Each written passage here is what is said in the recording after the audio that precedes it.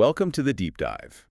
Today, we're really zeroing in, cutting through the noise, focusing on efficiency. Yeah, getting straight to the point. Exactly. If you are learning English, you know phrasal verbs are just, well, they're everywhere. High-stakes territory. They are super flexible, but also, let's be honest, frequently misunderstood. So we've got this great material, and we're going to turn 4 of the most common, really useful ones. Grow up, take out, cheer up, and come back into knowledge you can use, like right away. That's the plan. Think of it as providing you with a kind of contextual map for these essential language tools. It's fascinating how just a simple verb plus a little word like up or out creates totally new meanings. And that's where people get tripped up, isn't it? Those shifting meanings. Precisely. So our sources break down the definitions, the context, the usage examples. The goal is you walk away knowing not just what they mean, but crucially, how they're actually used in real conversation. Right. We want to skip that dry textbook grammar feel and jump straight into how people actually talk. Okay, let's unpack this. First one up. Grow up. Seems simple, right? Describes a basic human thing. But it also has this sharp edge to it sometimes. It does. Grow up is fundamental. Its core meaning is exactly what you'd think. Becoming an adult. And that covers, both getting older physically, but also developing emotionally, maturity. But the way you use it, it's rarely the same twice. That nuance is interesting. That's the magic or maybe the challenge of phrasal verbs. You've got 2 main uses here, and they feel almost disconnected. Okay. So on one hand, there's the historical context, looking back, usually past tense, talking about your childhood, like, I grew up in Dubai. Simple, factual, where you spent your childhood years, sets the scene. Exactly, just descriptive. But then you shift the tense, you shift the tone, and the meaning flips completely. Ah, right. This is the imperative one, the command. Precisely. That's the sharp emotional use. It's when you tell someone, basically, stop acting childish, be more mature, act like an adult. Yeah, oh, come on, just grow up. Often said with a bit of an eye roll, maybe? Often, yes. And the sources really highlight the importance of tone here, which is vital for you, the learner, to grasp. If it's used lightly, say, between friends who are teasing each other. Like, stop messing around. Yeah, exactly. Quit being silly. It can be affectionate, almost. But if that same phrase comes up in a serious argument, maybe at work or in a relationship, then it's different. Totally different. It becomes a real critique. A judgment on their character, their maturity level. So context is everything. Yeah. Your manager saying grow up versus your sibling saying it. Yeah. Worlds apart. Absolutely. It swings from just talking about your past to this really direct emotional demand for maturity right now that really clarifies it. Okay, let's carry that idea of movement and change into our next verb, this one. Wow, the flexibility is huge. Take out. It feels like a utility player in the language. It really is. Take out, yeah, it seems basic, but it's a powerhouse. The general idea, if you boil it down, is always about movement, right? Moving something or even someone from inside a place to outside. Okay. But it's the object being taken out that creates all the different practical meanings. So what are those key categories, the ones we absolutely need to get? Well, looking at the material, we can pretty much nail it down to 3 main contexts. First, the most straightforward, removal. Like taking something physical out. Exactly. Taking an object out of a place, the classic example everyone knows. Can you take out the trash? Removing garbage from the house, putting it outside. Simple. Got it. Object removal. What's the second category? Second is commerce and consumption. This is huge, especially around food and restaurants. Ordering food to take out. Precisely. You're removing the prepared meal from the restaurant to eat somewhere else, usually home. And here's a really practical tip for you, the learner. Notice how we often squash the verb phrase together when talking about the food itself. You mean like take out food, one word? Exactly, or an order of takeout. The verb is to take out 2 words, the action.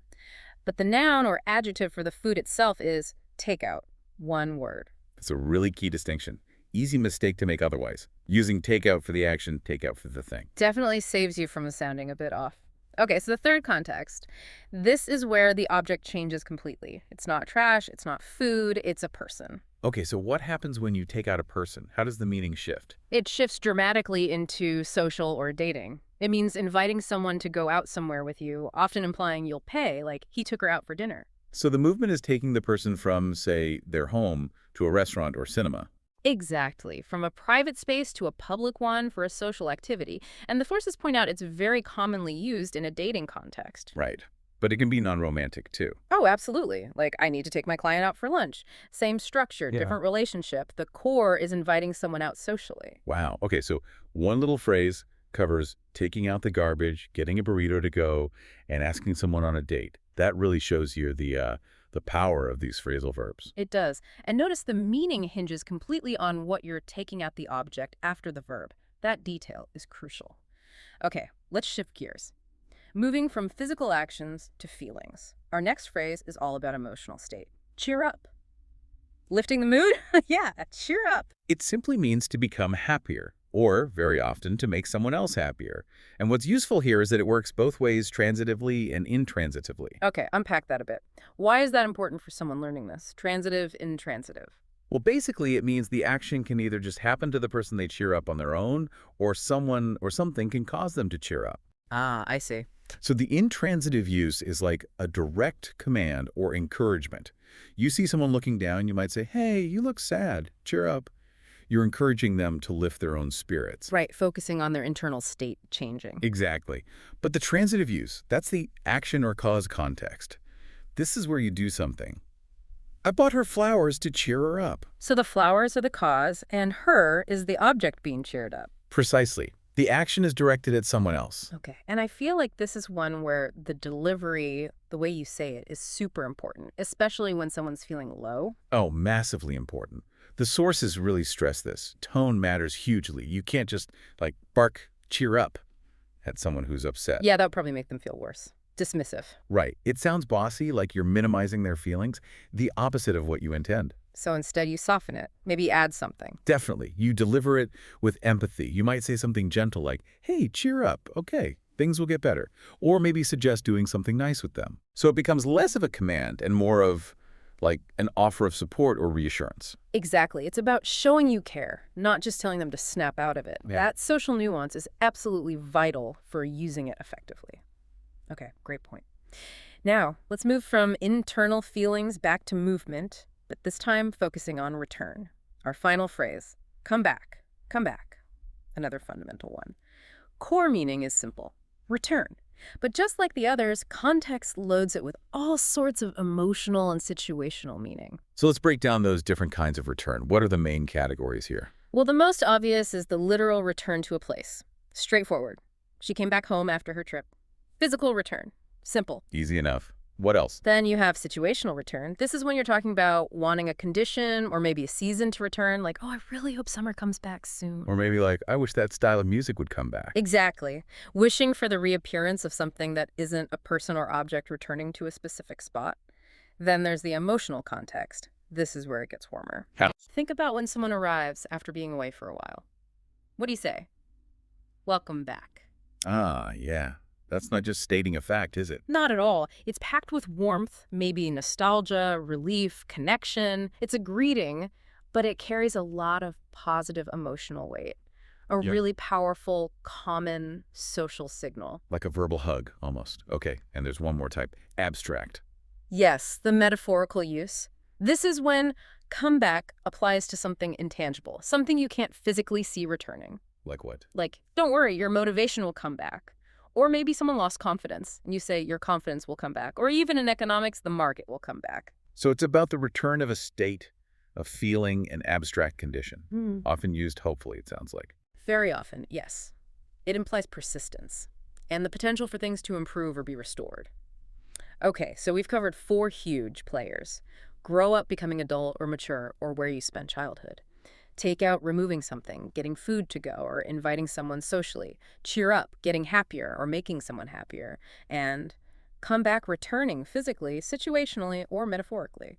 Let's just quickly recap the core meanings to lock them in. Good idea, quick reinforcement. Become adult mature. Example, I grew up in a small town. Remove or bring something out. Context is key. Example, he took out his phone. Become a make happier. Tone matters. Example, she sent me a funny video to cheer me up. And come back. Return. Example, they came back from vacation last night. All right. Now, the real test of fluency is seeing how these work together. The sources gave us this neat little mini story that uses all 4 naturally. Yeah, it shows how seamlessly they weave into conversation.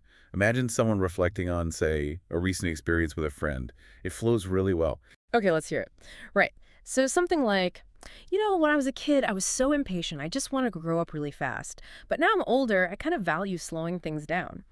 Anyway, last week was great because my best friend finally came back from working overseas. Okay. Setting the scene. So naturally, the first thing I did was take them out for a nice long lunch.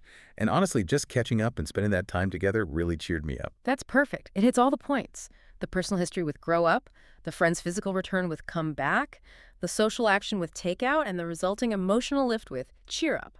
All smooth, all natural. Exactly. It shows these aren't just grammar points to memorize. They're like verbal shortcuts for really common human experiences. Aging, leaving, returning, connecting with people, feeling better. Which brings us to maybe the final thought we want to leave you with today. These simple-looking two-word phrases, they carry a ton of meaning.